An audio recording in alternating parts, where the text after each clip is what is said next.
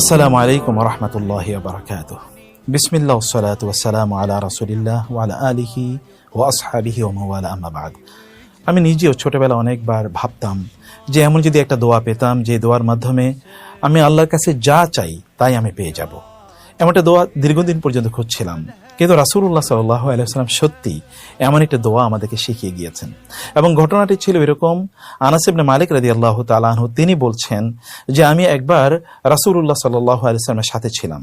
কোন একজন ব্যক্তি তিনি নামাজ আদায় করলেন, নামাজ আদায় করার পর তারপরে তিনি এই দোয়াটি পড়লেন, যে দোয়াটি আপনারা এখানে দেখতে পাচ্ছেন। দোয়াটি এরকম ছিল, আল্লাহুম্মা ইন্নী আসআলুকা বিআন্না লাকাল হামদু লা ইলাহা ইল্লা আনতা আল মান্নান বাদিউস সামাওয়াতি ওয়াল আরদি ইয়া যাল জালালি ওয়াল ইকরাম ইয়া হাইয়্যু ইয়া কাইয়্যুম। এই দোয়াটি তিনি পড়েছিলেন। পড়ার পর এরপর রাসূলুল্লাহ সাল্লাল্লাহু আলাইহি ওয়াসাল্লাম বললেন, এই ব্যক্তি আল্লাহ সুবহানাহু ওয়া তাআলার সবচেয়ে মহান নাম নিয়ে আল্লাহর কাছে দোয়া করেছে। যেই নাম নিয়ে যদি আল্লাহ সুবহানাহু ওয়া তাআলার কাছে কোনো কিছু চাওয়া হয় তাহলে আল্লাহ সুবহানাহু ওয়া তাআলা তাকে তাই প্রদান করেন, এবং এই নাম নিয়ে যদি আল্লাহ সুবহানাহু ওয়া তাআলার কাছে প্রার্থনা করা হয় তাহলে আল্লাহ তাআলা সাথে সাথে উত্তর প্রদান করেন। সুবহানাল্লাহ। আমাদের কত সংকট আছে, কত কিছু আমাদের চাওয়ার প্রয়োজন আছে। আমরা এই দোয়াটি যদি পড়েই নামাজের পরে হোক অথবা অন্য যে কোনো সময় হোক আল্লাহর কাছে যদি চাই তাহলে আল্লাহ সুবহানাহু ওয়া তাআলা আমাদেরকে যাই চাই সেটি আল্লাহ সুবহানাহু ওয়া তাআলা আমাদেরকে প্রদান করবেন। তাহলে চলুন একটু দোয়াটি আমরা আগে একটু বুঝে নেই, তারপরে দোয়াটা আমরা মুখস্থ করব ইনশাআল্লাহ। আল্লাহুম্মা, হে আল্লাহ, ইন্নী আসআলুকা, আমি তোমার কাছে চাই, তোমার কাছে প্রার্থনা করি। ইন্নী, নিশ্চয় আমি, আসআলুকা, তোমার কাছে চাই, প্রার্থনা করি। বিআন্না, কেননা, লাকাল হামদু, তোমার জন্যই, আল হামদু, সকল প্রশংসা, সব প্রশংসার মালিক তুমি। লা ইলাহা, কোনো ইলাহ নাই, ইল্লা আনতা, তুমি ছাড়া কোনো ইলাহ নাই, একমাত্র ইলাহ তুমি, আমরা কেবল তোমারই ইবাদত করি। আল মান্নান, তুমি তো কেবল দানকারী, তুমি কেবল প্রদান করো, কেবল দেয়ার অধিকার বা ক্ষমতা তোমারই আছে। বাদিউস সামাওয়াতি ওয়াল আরদি, বাদিউ মানে সৃষ্টিকারী, as-samawati wal ard, আসমান এবং জমিনের একমাত্র সৃষ্টিকারী তুমি। ইয়া যাল জালালি ওয়াল ইকরাম, হে সম্মানের অধিকারী এবং দানের অধিকারী, হে মর্যাদার অধিকারী এবং দানের অধিকারী। ইয়া হাইয়্যু ইয়া কাইয়্যুম, হে চিরঞ্জীব, হে চিরবিরাজমান, হে অবিনশ্বর। আল্লাহ সুবহানাহু ওয়া তাআলার কাছে আপনার অনেক প্রয়োজন আছে না? আমাদের কত কিছু আমরা কেবল প্রত্যাশা করি, আহারে এই জিনিসটি যদি আমি পেতাম, ওই সমস্যার যদি সমাধান হয়ে যেত, আমার যদি এই জিনিসটি থাকতো, কতভাবে আমরা কত প্রত্যাশা রাখি, কিন্তু সব আমরা আসলে সেই প্রত্যাশাটা কেন পূর্ণ করতে পারি না? কারণ যিনি দিতে পারেন তার কাছে আমরা চাই না, আবার কিভাবে চাইলে তিনি আমাদেরকে দেবেন সেটাও কিন্তু আমরা জানি না। কিন্তু সব সলিউশন কিন্তু এই একটি দোয়ার মধ্যে রয়ে গেছে। নামাজ পড়ুন, নামাজের পর একেবারে মন খুলে দুহাত তুলে মনের সাথে আপনার অন্তরের মিল তৈরি করে, আপনার আপনার চাওয়ার মিল তৈরি করে আপনি আল্লাহর কাছে বলুন, মনোযোগী হয়ে আল্লাহকে বলুন। কি বলবেন?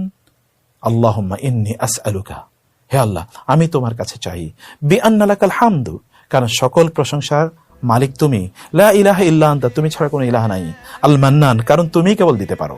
বাদিউস সামাওয়াতি ওয়াল আরদ, আসমান এবং জমিনের কেবল সৃষ্টিকারী তুমি, অতএব তুমি সবকিছুর মালিক, কারণ তুমি ছাড়া কেউ কোনো কিছুর মালিক না। ইয়া যাল জালালি ওয়াল ইকরাম, হে মহান সম্মানের অধিকারী, হে দানের অধিকারী। ইয়া হাইয়্যু ইয়া কাইয়্যুম, হে চিরঞ্জীব, যিনি কখনো মারা যান না এবং যিনি সদা সর্বদা বিরাজ করছেন, সবকিছু যিনি জানেন। এই দোয়াটি আল্লাহ তাআলার কাছে এভাবেই করুন। তাহলে চলুন আমরা দোয়াটা এবার মুখস্থ করে নেই। কয়েকটা অংশে কিভাবে আপনারা মুখস্থ করবেন সেই টেকনিকটা শিখিয়ে দেই। প্রথম অংশটা, আল্লাহুম্মা ইন্নী আসআলুকা, আল্লাহুম্মা ইন্নী আসআলুকা, এতটুকু বলুন। আল্লাহুম্মা ইন্নী আসআলুকা, আল্লাহুম্মা ইন্নী আসআলুকা, আল্লাহুম্মা ইন্নী আসআলুকা। দ্বিতীয় অংশ, বিআন্না লাকাল হামদু, বিআন্না লাকাল হামদু, বিআন্না লাকাল হামদু। এবার প্রথম থেকে বলুন, আল্লাহুম্মা ইন্নী আসআলুকা বিআন্না লাকাল হামদু, আল্লাহুম্মা ইন্নী আসআলুকা বিআন্না লাকাল হামদু। এবার তৃতীয় অংশে আমরা যাই। তৃতীয় অংশ কি? লা ইলাহা ইল্লা আনতা, লা ইলাহা ইল্লা আনতা, লা ইলাহা ইল্লা আনতা। তাহলে এই অংশগুলো আবার একসাথে বলি। আল্লাহুম্মা ইন্নী আসআলুকা বিআন্না লাকাল হামদু লা ইলাহা ইল্লা আনতা। এই তিনটা অংশ মুখস্থ হয়ে গেল। এরপরের অংশটি আল মান্নান বাদিউস সামাওয়াতি ওয়াল আরদি, আল মান্নানু বাদিউস সামাওয়াতি ওয়াল আরদি, আল মান্নান বাদিউস সামাওয়াতি ওয়াল আরদ। এবার শুরু থেকে আবার বলুন, আল্লাহুম্মা ইন্নী আসআলুকা বিআন্না লাকাল হামদু লা ইলাহা ইল্লা আনতা আল মান্নান বাদিউস সামাওয়াতি ওয়াল আরদ।